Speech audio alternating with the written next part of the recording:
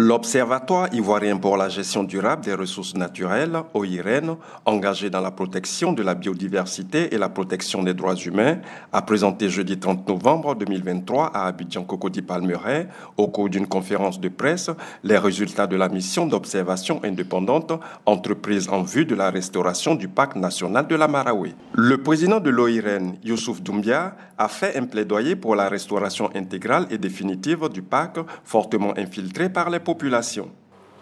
Nous avons constaté, donc, on peut dire avec des yeux de profond, donc observation directe, que le parc est occupé sur des kilomètres par des plantations de cacao, de café, d'anacarde, de cultures vivrières. Le parc est occupé également par un grand nombre d'habitations. Nous avons pu voir dans le parc une école. Nous avons pu voir dans le parc un édifice religieux. Pour vous dire combien les populations sont installées dans le parc. Selon des statistiques donc, de notre frère Yoboué,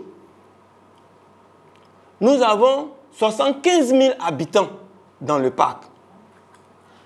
Ça pourrait, depuis ce temps, on pourrait actualiser parce que le chef secteur nous a dit qu'on devait actualiser. Ça pourrait varier un peu, mais c'est en moyenne 75 000 habitants dans le parc, 30 écoles,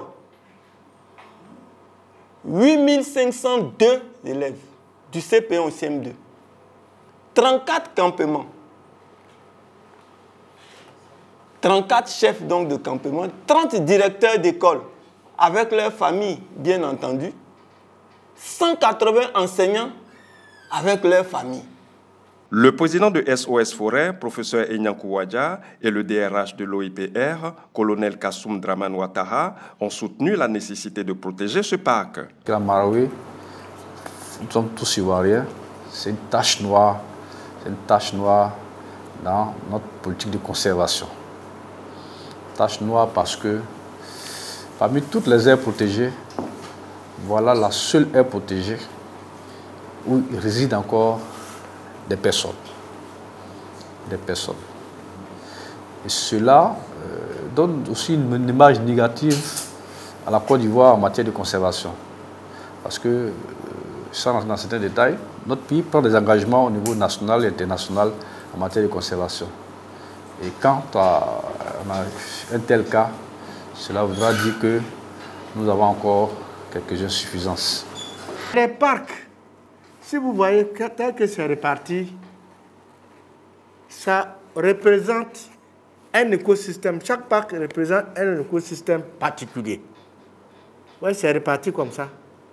Bon, ceux qui ont eu l'idée de créer là, c'est parce que on veut préserver des échantillons représentant notre biodiversité. Donc, on a choisi partout des parcs. On dit ici, là, ça représente tel écosystème. Ici, ça représente. Donc, on a créé, et puis, vous voyez, la Marawe est au centre. C'est la Marawe qui est ici.